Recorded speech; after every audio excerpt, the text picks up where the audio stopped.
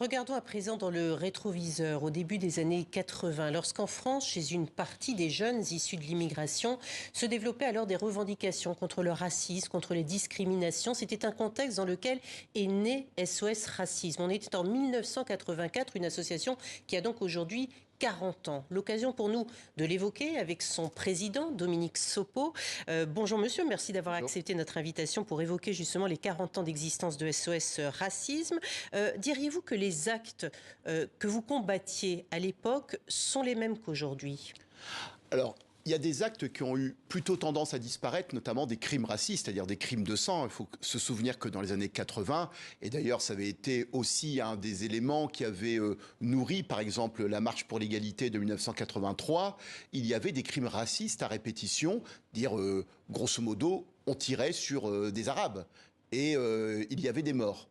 Aujourd'hui, c'est vrai que les crimes racistes, les crimes de sang, sont quand même, fort heureusement, beaucoup moins fréquents, voire ont eu tendance à disparaître. Ceci étant, on voit qu'il y a des problématiques qui traversent le temps.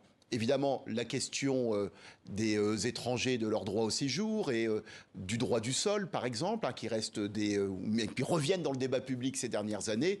Et évidemment, la question des discriminations raciales, sur lesquelles nous nous sommes beaucoup concentrés ces dernières années, parce que les années passant, finalement, toute une série de personnes d'origine maghrébine et subsaharienne n'ont plus eu de problème de papier puisqu'ils étaient français depuis même maintenant plusieurs générations. Par contre, continuent à être traités différemment dans l'accès à l'emploi, dans l'accès au logement, dans l'accès aux loisirs ou même dans l'accès à l'éducation.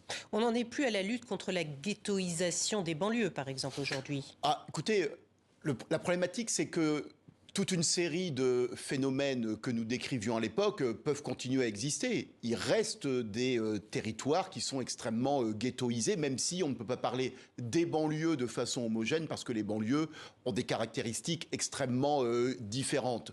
Donc les questions de politique de la ville, quand on voit par exemple certains quartiers à Nîmes, on voit bien qu'il y a des logiques de ghettoisation extrêmement fortes qui continuent à exister, même si une politique de la ville qui s'est peut-être davantage intéressée d'ailleurs aux bâtis qu'aux habitants, s'est quand même déployée et a mis fin à des situations qui étaient beaucoup plus enquistées il y a 30 ou 40 ans en matière de ghettoisation.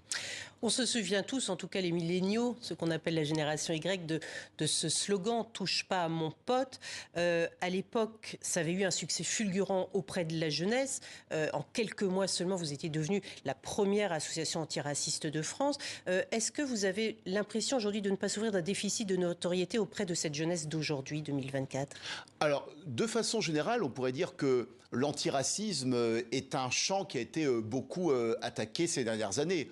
On pourrait dire qu'aujourd'hui, si on veut avoir un large accès aux médias, il vaut mieux être un anti-antiraciste plutôt qu'un antiraciste. On voit bien comment, sur les 10 dernières années singulièrement, on est constamment dans une forme de procès à l'antiracisme qui serait coupable de tous les maux, de wokisme, d'islamo-gauchisme, de relativisme, ou d'avoir poussé à accepter toute une série d'étrangers dont aujourd'hui les enfants mettraient la République en danger. C'est ainsi, vous savez, les combats pour l'égalité sont des combats qui sont des combats de longue haleine, qui ne sont pas des combats linéaires. Il y a un déficit en tout cas d'accès à la sphère médiatique très clairement et de façon parfois extrêmement surprenante. C'est ainsi, mais il ne faut pas se laisser sidérer face à l'adversité. Vous ne diriez pas que c'est l'association qui s'est par elle-même, je dirais, mise un petit peu en retrait. On a beaucoup dit pourquoi, par exemple, n'avez-vous pas fêté davantage les 40 ans de votre existence ? Bon, écoutez, nous, quand on est militant, on n'est pas spécialement férus d'anniversaire.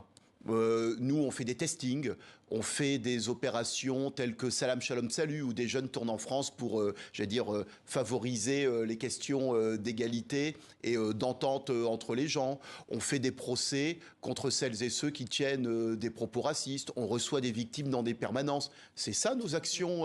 Donc, en fait, l'antiracisme, ça devrait être une célébration de tous les jours. Et si vraiment on veut trouver à nous faire parler sur ce que nous faisons, on fait plein de choses avec plein de jeunes de toutes origines, qui d'ailleurs est une des grandes caractéristiques de l'association, peut-être même une des rares associations antiracistes à caractère national à avoir vraiment cette caractéristique avec de la jeunesse, c'est que SOS Racisme, eh bien, on trouve tout le monde et je pense que c'est un des beaux héritages des débuts de l'association. Et vous allez fêter en fait l'anniversaire de ce rassemblement de 1983 en fait.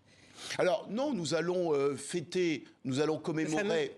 Vous savez, concert de la Concorde, enfin rassemblement de la Concorde. Le concert de la Concorde, donc ça c'est 1985. 85, en juin 1985. Oui, donc effectivement, pour nous, plutôt le vrai anniversaire, c'est plutôt le printemps 1985, parce que fin 84, personne ne connaissait l'association, et c'est au printemps 1985 que l'association a gagné en notoriété, notamment à travers le concert de la Concorde. Des grands concerts qu'on a beaucoup critiqués, mais en l'espèce, je défends ce type de rassemblement, parce que ce sont des rassemblements qui montrent qu'on a le droit aussi d'être heureux quand on est dans la revendication, et ce sont des rassemblements qui montrent que concrètement, ce que l'on raconte s'incarne dans la réalité, on peut être ensemble et que ça se passe bien tout en étant exigeant sur les questions d'égalité. On restera sur ces mots-là. Merci beaucoup Dominique Sopo d'être venu sur notre plateau.